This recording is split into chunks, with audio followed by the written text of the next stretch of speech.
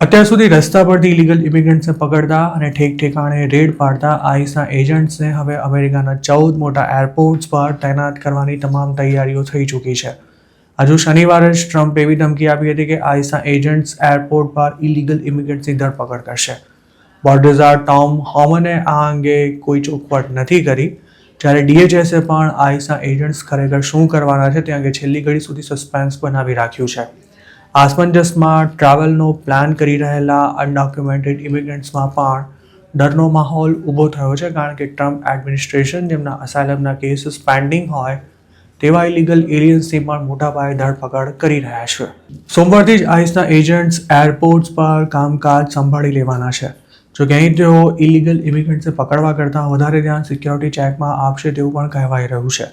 જે એરપોર્ટ્સ પર આ એજન્ટ્સને તૈનાત કરવામાં આવશે તેમાં ન્યુયોર્કના 2 એરપોર્ટ્સ ઉપરાંત Newark, Philadelphia, Chicago, Atlanta, New Orleans, Houston અને ફિનિક્સનો સમાવેશ થાય છે. ઉલ્લેખનીય છે કે અમેરિકામાં હાલ ચાલી રહેલા આંશિક શટડાઉનને કારણે DHSનું ફંડ ખૂટી પડ્યું છે અને તેને લીધે TSAના એજન્ટ્સનો પગાર અટકી ગયો છે. સેલરી ન મળી રહી હોવાથી TSAના ઘણા એજન્ટ્સે કામ પર આવવાનું બંધ કરી દીધા. એરપોર્ટ્સ પર સિક્યોરિટી ચેક માટે લાંબી લાઈનો જોવા મળી રહી છે અને તેને લીધે અફરાતફરીનો માહોલ પણ ઊભો થયો છે. તેવામાં હવે TSAને મદદ કરવા માટે આઈસના એજન્ટ્સને પેસેન્જર્સનું સ્ક્રીનિંગ કરવાના કામમાં લગાવવાનો સરકારનો પ્લાન છે. તાજેતરમાં જ ન્યુયોર્કના લાગાર્ડિયા એરપોર્ટ પર સિક્યોરિટી ચેક માટે 3 કલાક સુધી રાહ જોવી પડે તેટલી લાંબી લાઈનો લાગી હતી. બોર્ડર ટોમ હોમને પણ રવિવારે આ અંગે પુષ્ટિ કરતા જણાવ્યું હતું કે ટ્રાવેલ સિઝનને ટાણે સર્જાયેલી આ સ્થિતિને કારણે પેસેન્જર્સને અગવડ ન પડે તે સુનિશ્ચિત કરવા માટે આઈસના એજન્ટ્સ એરપોર્ટ પર મોરચો સંભાળશે. DHSના એક અધિકારીએ આ અંગે ન્યુયોર્ક ટાઈમ્સ સાથે વાત કરતા પોતાનું નામ ન આપવાની શરતે એવું જણાવ્યું હતું કે એજન્ટ્સનું કામ TSAના ઓફિસર્સને મદદ કરવાનું રહેશે. ટ્રમ્પે શનિવારે આ અંગે જાહેરાત કરતા પહેલા તો ડેમોક્રેટ્સ પર પ્રેશર વધારવાના ઇરાદા સાથે આઈસના એજન્ટ્સને એરપોર્ટ પર મોકલવાની ધમકી આપી હતી. ટ્રુથ સોશિયલ પર તેમણે લખ્યું હતું કે આઈસના એજન્ટ્સ એરપોર્ટ પરથી દરેક ઇલીગલ ઇમિગ્રન્ટ્સની ધરપકડ કરશે. જોકે CNNને આપેલા એક ઇન્ટરવ્યુમાં ટોમ હોમને એવી વાત કરી હતી કે આઈસના એજન્ટ્સ માત્ર સિક્યોરિટી ઓફિશિયલ્સને સપોર્ટ જ કરવાના છે.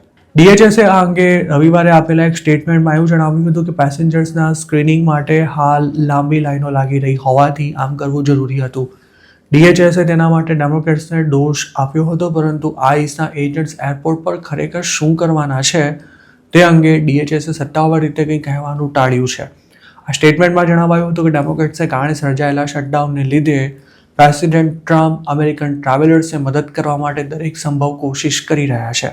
જોકે આઈસના કુલ કેટલા એજન્ટ્સને એરપોર્ટ પર મોકલવામાં આવશે તે અંગે અમેરિકાની સરકારે કોઈ માહિતી નથી આપી.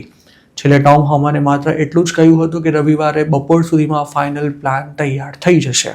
ટોમ હોમનનું એવું પણ કહ્યું છે કે આઈસના અમુક એજન્ટ્સ એરપોર્ટ પર ઇમિગ્રેશન એન્ફોર્સમેન્ટ તેમજ સ્મગલિંગ જેવી ક્રિમિનલ એક્ટિવિટીની તપાસમાં કામ કરી જ રહ્યા છે અને હવે પાર્શિયલ શટડાઉનમાં પણ તેમનો પગાર ચાલુ જ રહેવાનો છે. મિનેસોટામાં 2 US સિટીઝન્સને શૂટ કરી દેવાની ઘટના બાદ સમગ્ર અમેરિકામાં આઈસના એજન્ટ્સની ભારે બદનામી થઈ છે. તેવામાં તેમને એરપોર્ટ પર તૈનાત કરવાના વિચાર સાથે ઘણા અમેરિકન્સ અસહમત છે. એવી પણ ચર્ચા છે કે અત્યાર સુધી જે દ્રશ્યો અમેરિકાના રસ્તા પર જોવા મળતા હતા તેવા જ દ્રશ્યો હવે એરપોર્ટ પર પણ જોવા મળી શકે છે. આ ઉપરાંત TSAના અમુક અધિકારીઓનું એવું માનવું છે કે આઈસના એજન્ટ્સને એરપોર્ટ પર મોકલવાથી સ્થિતિમાં કોઈ ખાસ ફરક પડે તેવી કોઈ જ સંભાવના નથી.